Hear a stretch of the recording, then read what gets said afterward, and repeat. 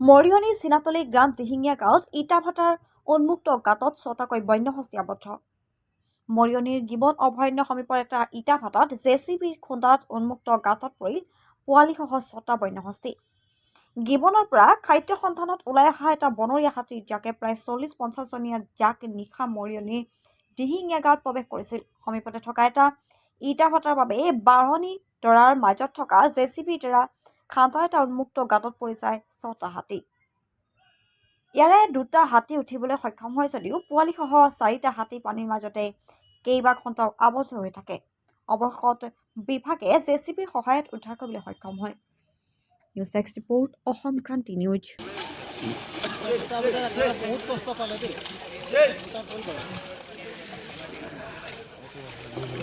দুটা বজাত ৰাতিতে পৰা নহয় পেটু পোৱালিটো লাগ এই দাব দিতে না বাস টান টান জোৰ লগা সৰু পোৱালিটা কাঁহ জল লগাত পৰে উৰু নিজে ঢুকি যাব গাটো।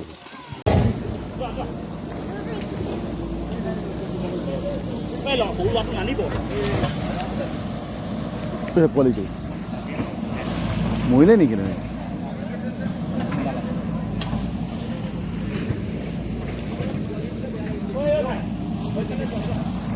ঐ ৰূপম দা পাই আছে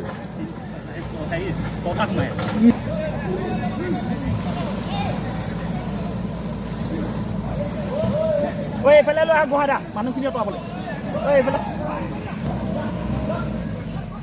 ব্ৰেক কৰিলা নি? হা দিবা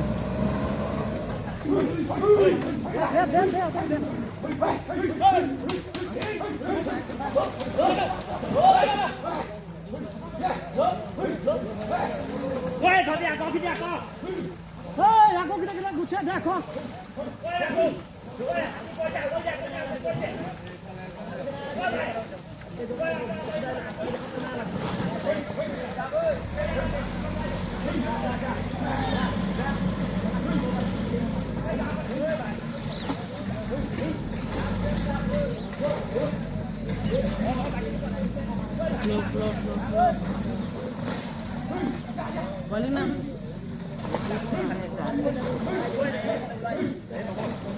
কালি ৰাতি প্ৰায় 6:30-7মান বজাত হাতী দল এটা আহিছিলে ৰিজাৰ্ভৰ পৰা, এই ডিঙাপৰ মাজেদি এইটো চাইডেদি 18-11 জনীয়া দল এটা আহিছিলে পোৱালিৰ সৈতে।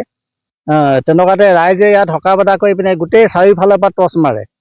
টৰ্চ মাৰি পিনি তেওঁবিলাকেতো ভয়ত মানুহৰ ফটকা চটকা ফুটাইলে, তেওঁবিলাকে বাঢ়নীত আশ্ৰয় লৈ গৈ বাঢ়নীত আজি প্ৰায় 4-5 বছৰ আগতে পুখুৰীত ডাঙৰ ড্ৰিংক মানে ইটা ভুটাৰ কাৰণে মাটি লৈ যায়, ইটা বনাবৰ কাৰণে ইটা ভুটাৰ মালিকে। আৰু মাটিৰ মালিকৰ লগত বুজা পৰাত কিবা থাকে পইচা লেনদেনত। সেই পুখুৰীত তেনেকুৱা গাঁতত 6টা হাতী পৰিছিলে পোৱালিৰ সৈতে। পোৱালি মানে 1.5 বছৰীয়া, 2 বছৰীয়া, 3 বছৰীয়া তেনেকুৱা পোৱালি আছে, সৰু সৰু পোৱালি আছে। আৰু আজি ৰাতিপুৱা এতিয়া 2টাটো নিজে উঠি গ'ল, তাৰপিছত বাকীকেইটা উঠিব নোৱাৰি, 4টা উঠিব নোৱাৰা দেখি পিছত জেচিবি মাতি দিলে, জেচিবি কিনাৰ চাইডেদি গৈ পিনি কাটি দিলে, তেওঁবিলাকে সুবিধাটো লৈ পিনি আৰু এতিয়া মানে উঠি গৈছে এতিয়া ৰাতিপুৱা।